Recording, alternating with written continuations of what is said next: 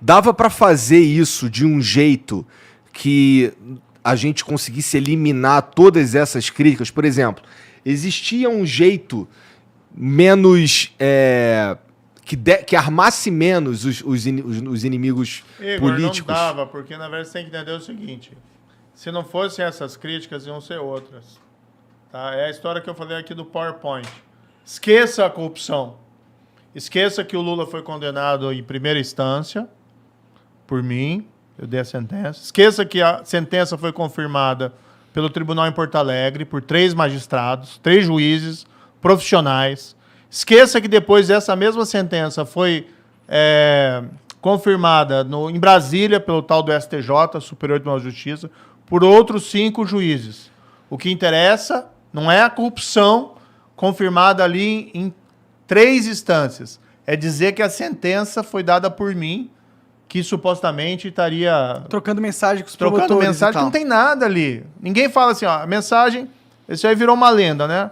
Tá, você vai olhar as mensagens lá. O que tem nas mensagens? Tem alguém fraudando prova? Não. Tem alguém ocultando prova que o Lula era inocente lá das acusações? Não tem.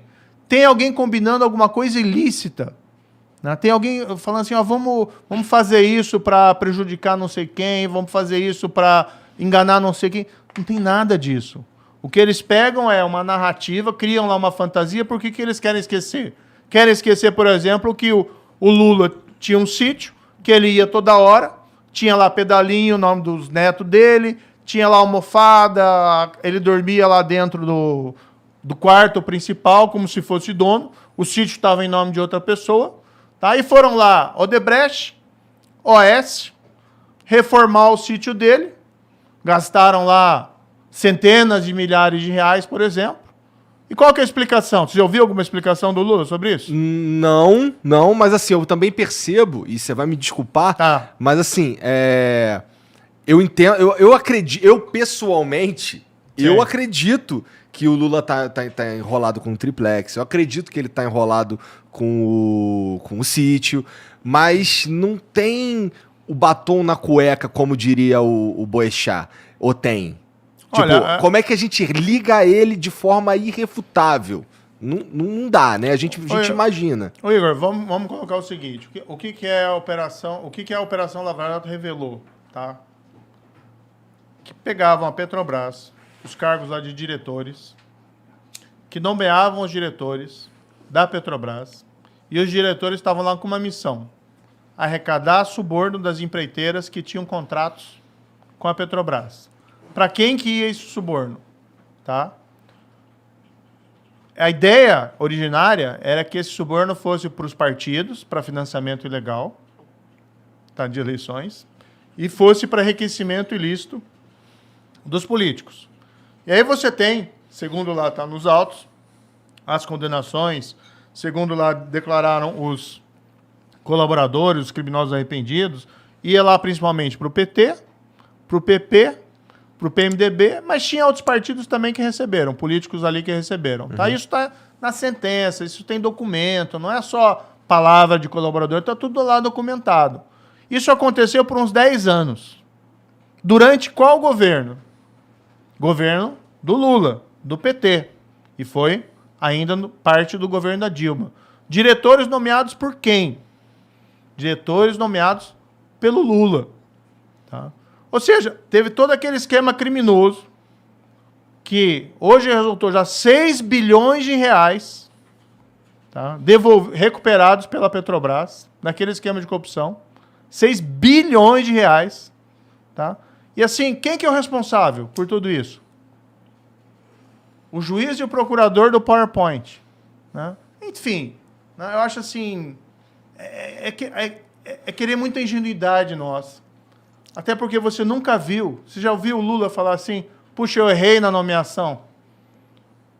Eu reprovo o comportamento... José Dirceu foi condenado. Tá? Foi condenado tanto no mensalão, que é aquele caso julgado pelo Supremo, que teria recebido lá suborno, ou participado do esquema de suborno. Foi condenado na Operação Lava Jato. Foi descoberto lá que tinha um dos diretores da Petrobras, tá, que parte do suborno encaminhava para ele, tá? Isso foi utilizado lá para comprar imóvel, para reformar imóvel dele. Isso está documentado. Isso foi confirmado em sentença de primeira instância, em sentença de apelação lá do Tribunal de Porto Alegre. Ou seja, você tem as provas ali, entendeu? Se eu vi alguma vez o Lula falar assim, puxa, o José Dirceu fez coisa errada, ele não está mais do meu lado. Ele não participa mais aqui do PT. Ele vai ser expulso do PT.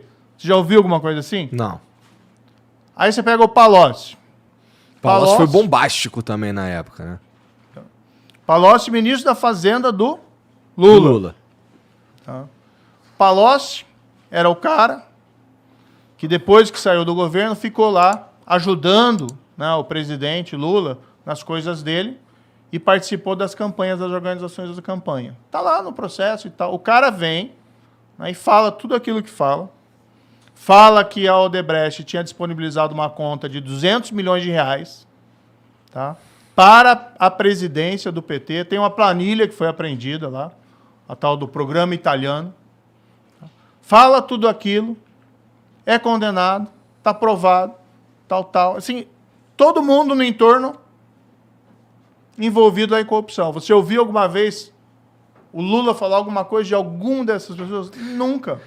Assim, se o teu argumento é que é muito difícil que o Lula esteja limpo quando todos os amigos dele, todo mundo que está envolvido no governo dele, todo mundo que está por ali tá sujo, eu concordo contigo. Eu acho que é muito difícil mesmo.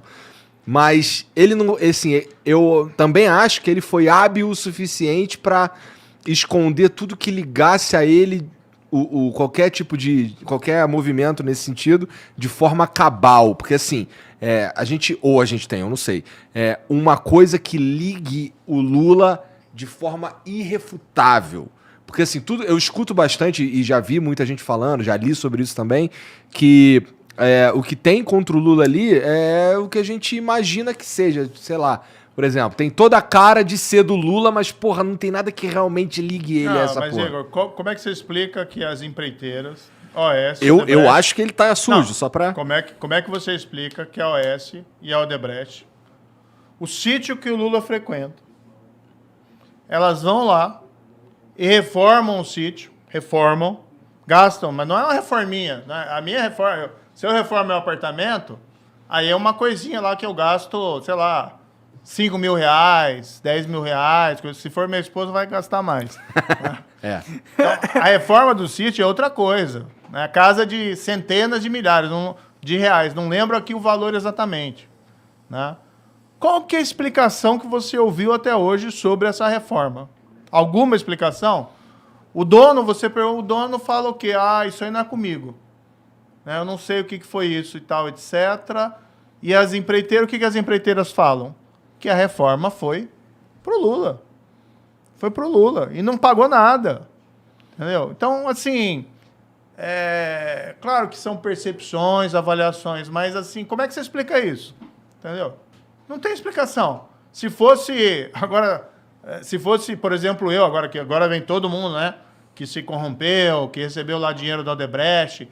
Vamos fazer uma CPI porque ele foi trabalhar depois no setor privado por uma empresa de consultoria que outro ramo e por outros rendimentos lá prestou serviço para o Odebrecht. Serviço lícito. Né?